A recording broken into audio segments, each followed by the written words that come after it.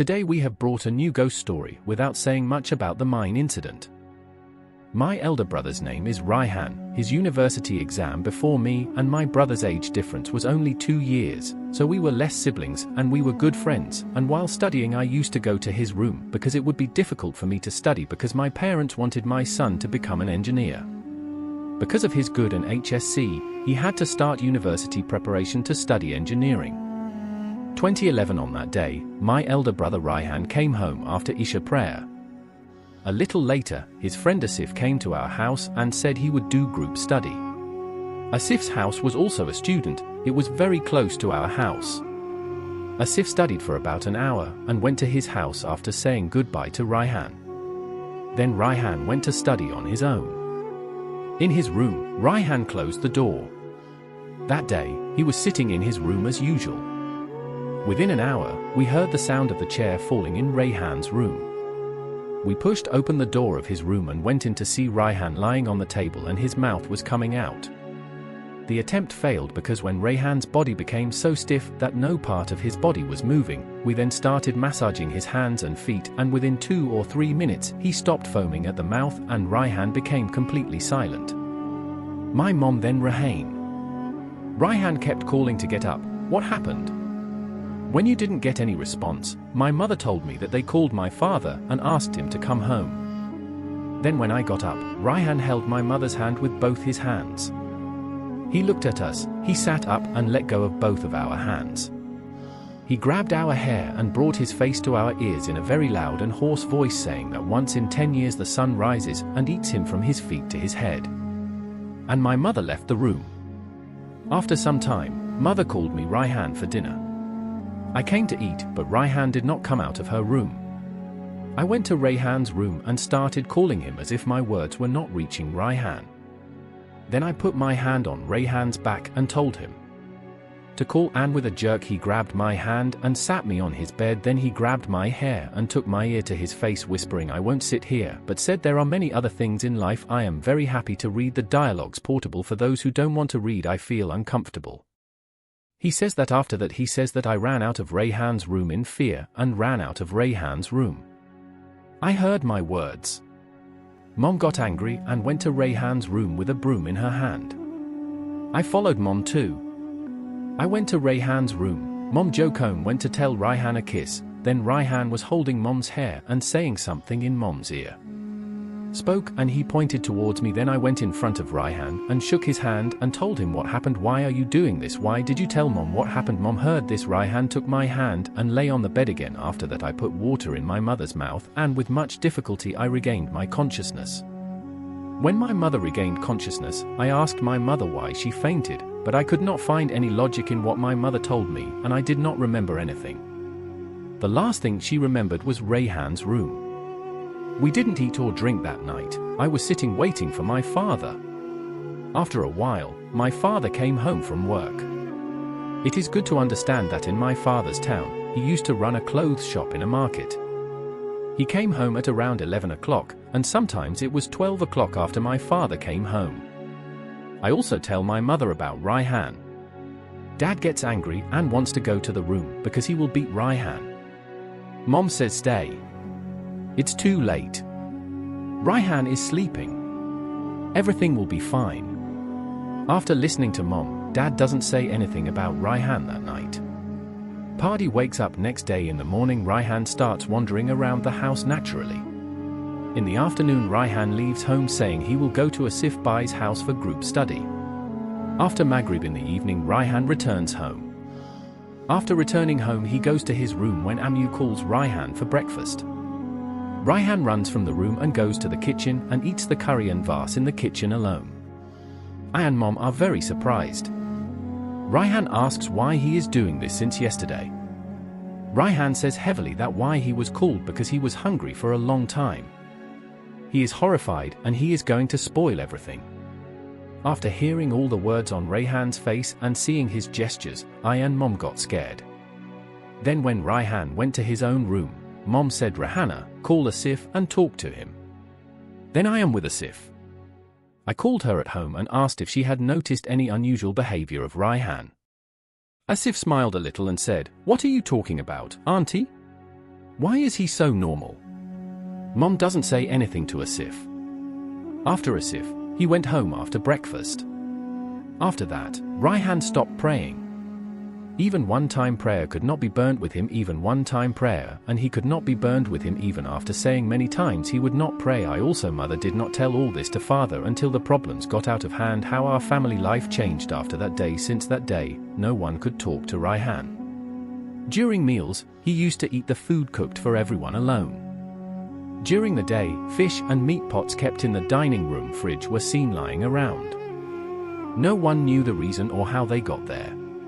Sometimes when Raihan went out for coaching, he never went to the coaching, which we can know through the phone call from the coaching. We keep thinking that Raihan doesn't go to the coaching. Then where does he go? I and Mom think that maybe Raihan is in a relationship with some girl, so he is sending someone out for coaching in the coaching section. Then I and Amor hid behind Rahim and saw that Raihan went to stand in front of the mosque near the coaching center. After a while, a teacher came out of the mosque. He did not seem too old. Came and put it in the bag, and then the two sharers entered a house near the mosque quarter. I and Amu got worried and kept thinking why Raihan he was meeting Huza and why did he enter this house. Then we also went to that house and knocked on the door, and Huza opened the door and greeted us and said, "How are you?" He laughs and says that you are afraid. There is no reason to be afraid. Apa Raihan Bai showed me the picture of all of you and said that you are actually in a little problem, so you have come here to study in peace and take water by tuk tuk. After that I and Amu left, without telling Raihan. When Raihan returned home in the evening, we asked him why he went to Huza to study. North Raihan told us everything that was happening with him. He said the incidents happened with Raihan Bai. I told him at Raihan Bai's house. After SSC result, some strange things happened to me, which I don't know the explanation. Sometimes ask me why I did that on that day. Why is he doing this today? Why is he eating all the food alone? But believe me, I don't know any of these things. I don't remember anything. I feel like those times have disappeared from my life. I couldn't pay attention at all. No, I can do better by going to coaching. No, I was able to study at home. Meanwhile, I went to Asif for the exam, but I didn't study. Asif forbade me to study with him. You know when these things started? I tell you, listen. I don't remember the date. On that day, I met a beggar on my way back from coaching. He came to me. When I gave a penny of 5 rupees to the person asking for alms, he said, "Father, I don't need money. Will you buy me a chicken and some nets? My sons and daughters want to eat meat in my house.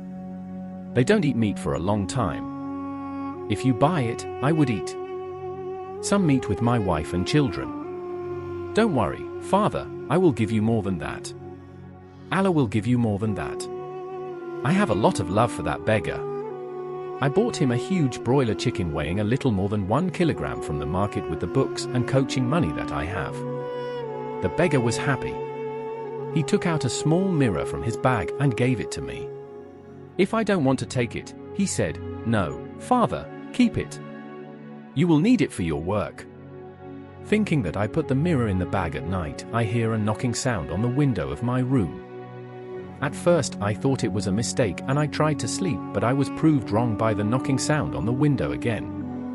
I lie down crying, "Mom, I think it's late at night. You are alone in the room. You can hear the sound of knocking. Knocking. What are you going to do?" I don't know if I will be scared. I was also scared, but slowly the sound of knocking started to increase and now every window started knocking at the same time. I got up and turned on the light in the room and saw that the mirror given by the beggar fell on the floor and was broken. A piece of work hit my hand and cut my hand. After that, my mother came outside the door of my room and called me. I opened the door and did not see anyone. It started to feel very hot in my room. In the middle of this heat, a very cold wind came inside my body and liver. I felt very good. After hearing "Red, why didn't you sleep?" I said to him, "What did he say to me? Brother, common sense. Did you come to sell it in the market? Your eyes are red, so I thought that you didn't sleep." New things started happening at night. After a while I lay down to sleep. I think someone is calling me outside the window. Raihan whispered to me, "Raihan." Then someone says that the monk whom I helped is now coming to help me. All I say, who are you? Go away, please go away. If you don't listen to him, I will die. Even if I tell someone about this, even if I am sure to die, when I go to call you, they do not open the door because of fear and illusion of Jan. Later I have to open the window and talk to Imam Sahib about this and say, look, I don't do these things and I don't even read this line. He worked as a student, worked as a muezzin and taught the students in the madrasa in front of your coaching. After finding him, I told him everything. He said to me, Raihan brother, what is the problem? I need to understand. Maan says I come back. I was surprised at your behavior. I went to the moneylender. How did you know? I didn't answer. I got up from the chair and went home. I wanted to tell you everything, and I don't remember anything else. Anyone will be shocked to see this scene, but why am I so proud? I saw that man who looked like me brought water in front of me and told me what happened after that. But that morning you saw the fish and meat bowl on the floor. It seems to be my work. Bella, you go to the bathroom, then look at the law. Then how would you feel? I saw myself smiling, then I put my hands on my face to see if I was actually smiling, but no, I wasn't. But if I told you, you wouldn't have remembered that today I read Hughes's talisman and water fell because I have taken it. I can say that coming from everything, then that devil is not checking me completely. One day, while praying Isha prayer, I saw Asif come to pray. After the prayer, he apologized to me and said that he will come for group study today. After I came home, I was at home to study that day. I fell off the chair and food was coming out of my mouth. You know this miserable problem. One morning I noticed my teeth were black inside my mouth, easy black, and it seemed like there was a lot of foul smell coming out. As if I am alive, but my face is dead. Dead has reached no stench. My life is going on, but one thing is one request to you, please save me. Exam is coming. Can I give exam? Help me. Raihan Bhai said what happened to him after telling the events. I am leaving today. Inshallah, I will see you again in another episode. Until then, keep listening to Nighttime Horror Story. Stay well, stay healthy. Thank you.